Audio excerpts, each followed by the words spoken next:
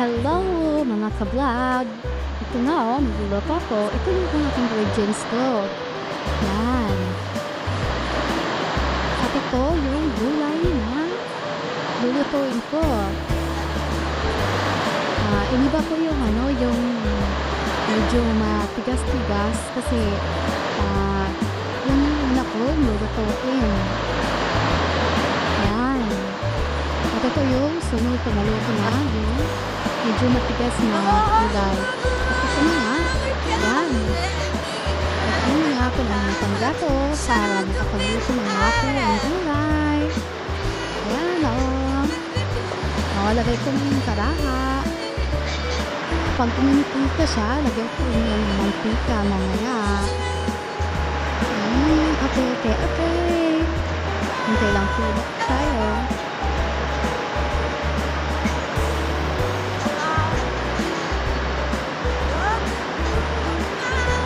Yan nga, mainit-init ng konti.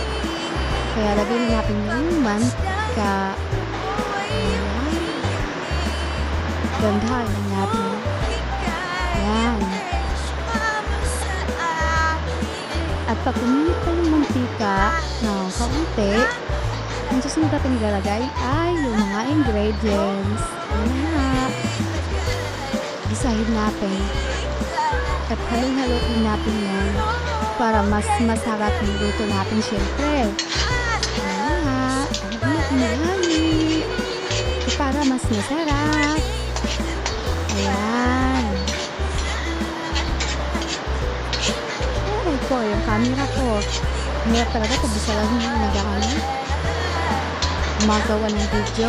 So, ayan nga. Ang susunod na lang natin para medyo mainit na yung ingredients. Sunod na lang natin yung lalagay natin na medyo matigas-tigas na gulay.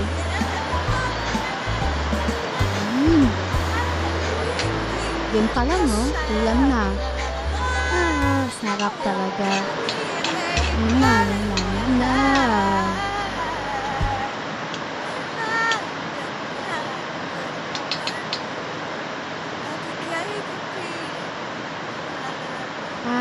Ito nga. Isusunod natin. Itong gulay. Ito yung medyo matigas ng konti kaya kailangan natin na ilagay dyan sa kawali. Ayan. Huwag natin biglain. Okay. Hinihinay lang natin ilagay yung gulay. Tsaka, haluin din natin. At sa susunod, ito naman. Yung malambot. Yung parang kailangan ihahapot mo lang siya para mas masarap. Yan na nga lagay na natin.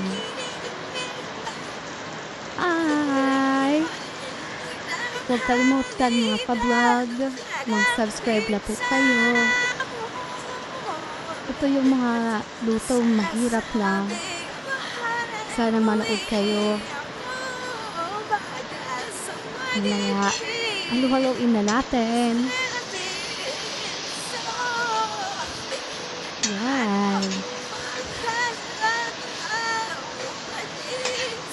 At kalimutan ko pala sabihin, naglagay na pala po dyan ng magic syrup. Para syempre, mas sumarap-sarap din ang kaunti yung luto natin. Yan.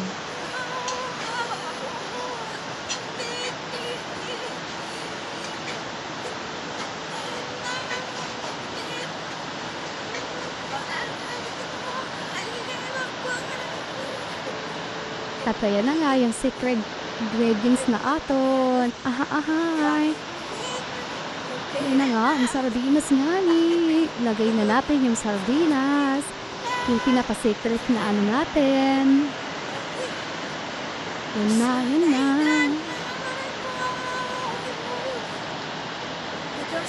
At binagyan ko nga yan ng tubig para ba hindi maasim ba, maalat ba sa Tagalog,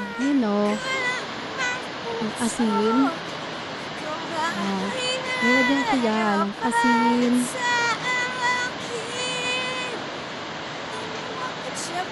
At yun na nga, pagkatapos kong lagyan ng asin, hinalo-halo ko agad para hindi mamuyo yung alat dyan sa ibabaw. Una nga, hahalo-haloin ko lang. Iningatan ko lang yan kasi baka madurog pa yung sardinas. Yan na nga, kailangan ingat lang sa paikot ng gulay. Paikot. Ngayon, Ferris wheel. So, yan na nga. Titikman natin yung sabaw. Maalat o hindi. So, ayan na nga. Tapos na nga lutuin. Yan na yung result. Oh, ayan na nga. Alright. Yan na nga. So, dami. So, pagkatapos niya, kakain na nga ako. Ayan na nga. Oh, nakakatakam kasi. Sobra. Sarap, diba? Sarap. Ayan na. Sarap. Ayan na. Siyempre, buwan ko yung sabaw kasi nakisabaw nga ni ako. Yan.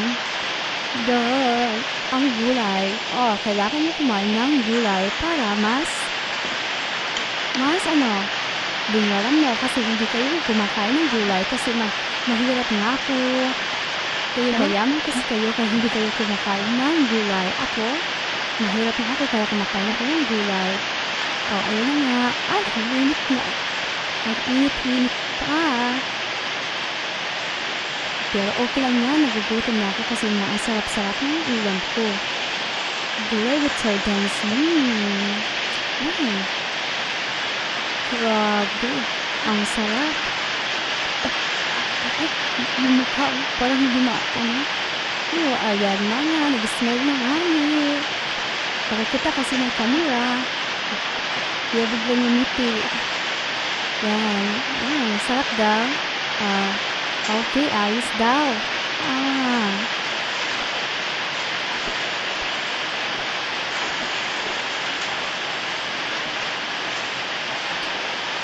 Yan. Talagang mapapakain ka talaga kapag masarap yung ulam. Lalo-lalo na kung paboritong gulay, diba?